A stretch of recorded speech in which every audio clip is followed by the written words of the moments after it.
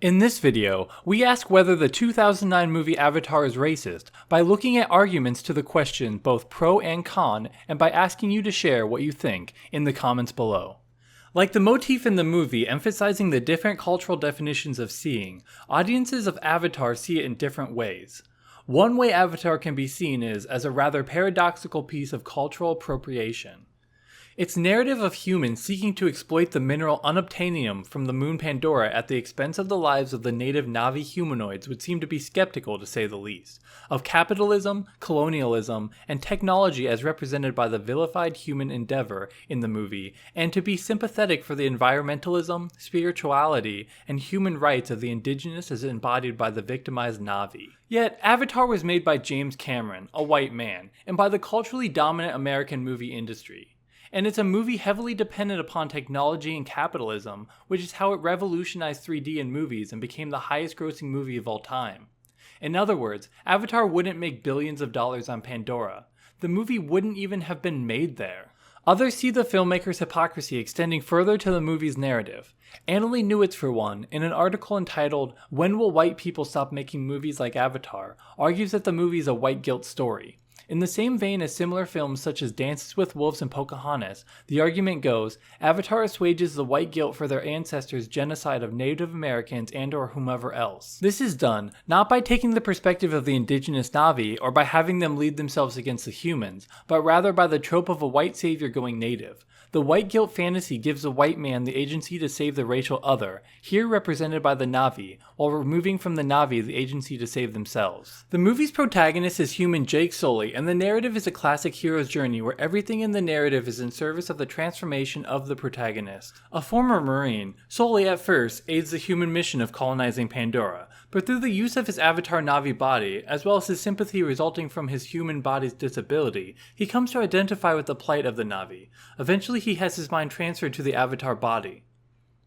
It's a bit like if in the movie Get Out, the white characters were the heroes. In both movies, white people trade out their disabled bodies, retaining their minds but adopting the new bodies of another race, which they believe to be more athletic and generally cooler in whatever ways. Except for Avatar doesn't have the whole murdery brain removal part. Although, come to think of it, I'm not exactly sure how the humans made the avatars. Besides recalling secular and video game related definitions of the word avatar, the movie's title seems to intentionally allude to the Hindu concept of the term. In adopting the white savior trope, the movie portrays Sully as a semi-divine figure. A member of the Sky People, as the Na'vi call them, Sully lands on Pandora and takes the form of the native people in order to save them from their plight.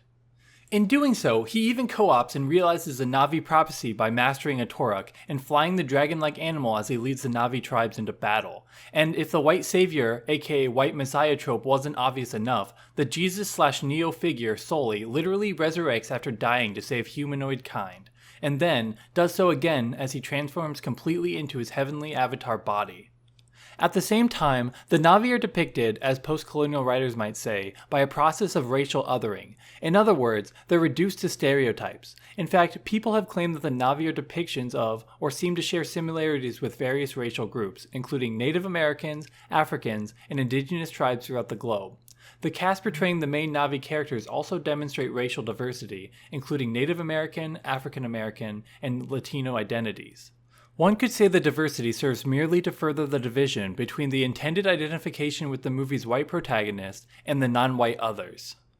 Moreover, as the writings of post-colonist Edward Said have made clear, and as our problem of locating the fictional narrative in our last video, Aladdin, is it racist indicated, stereotyping need not be specific and is hardly accurate.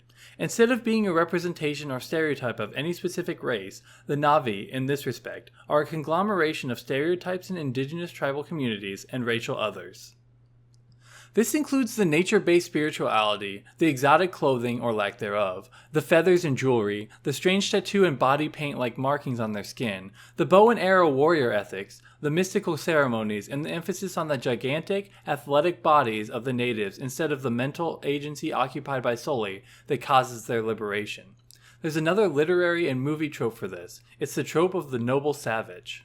Speaking of tropes, there's another one that frequently comes up in the discussions of Avatar and race, that is, the magical Negro, which is related to and is a largely Hollywood spin on the noble savage myth.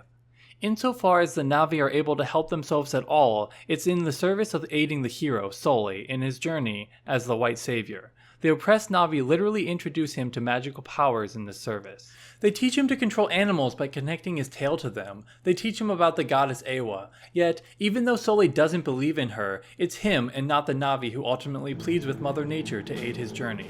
Probably just talking to a tree right now. But if you're there, I need to give you a heads up. Resulting in other animals of Pandora coming to the rescue in the climactic battle.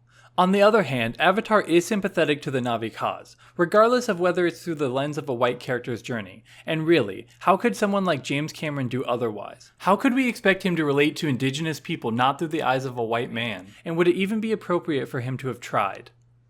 Also, at the very least, one might say, the Na'vi are a fictional alien species and not a realistic depiction of a specific human race. Some critics instead have seen Avatar as anti-American despite its American hero Sully. After all, Sully, in the end, does heroically betray his race to become Na'vi.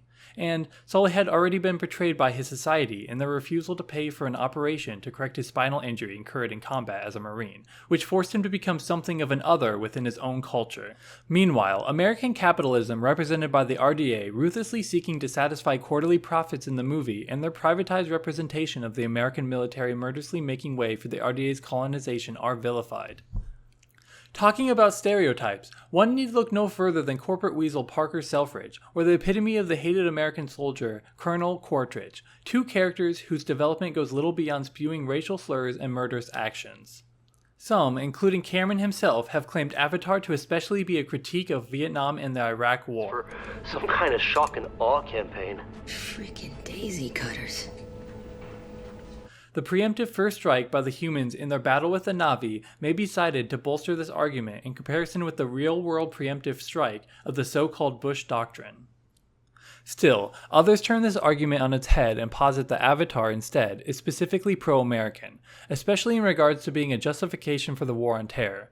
Both the human and Na'vi characters claim to be fighting terror with terror. We will fight terror with terror. But if we take the view that the generally American humans of RDA are the villains and terrorists of the movie, and that the Na'vi are the victims of the terrorism, then, odd as it may seem, the Na'vi come to represent America. The destruction of Home Tree, in this respect, is symbolic of the destruction of the Twin Towers on 9/11. Such differing points of view and ambiguity of message, however, aren't surprising from a big-budget movie such as Avatar. Clearly, it isn't smart to set out to offend anyone by making straightforward and potentially controversial standpoints, let alone obviously racist stereotypes, if you want to make billions of dollars at the box office. Anyways, maybe the problem isn't really that most of the human characters in the movie couldn't see, as the Na'vi saying goes, the racial other. Nor that the culturally dominant filmmakers couldn't see the real-world oppressed others. Maybe the real discrimination that James Cameron and crew took a stand against was discrimination against not the actors that the Na'vi represent, but what the Na'vi really are. And what Pandora really is. CGI. Anyone who tries to destroy the CGI are the villains. The real beauty is found in the CGI, and the heroes are the people who make the CGI. People like James Cameron. Hey everyone, Two Movie Guys is doing a giveaway of a new Blu-ray of Guardians of the Galaxy Volume 2, from August 7th through August 21st. Check out the link in the description to sign up for a chance to own this awesome movie. Thanks for watching. We'd like to see what you think about Avatar in the comments below. Is it racist? And as always, please like and subscribe. Do I have to do this now? Like, I really need to get some rag. No, now. When it's fresh.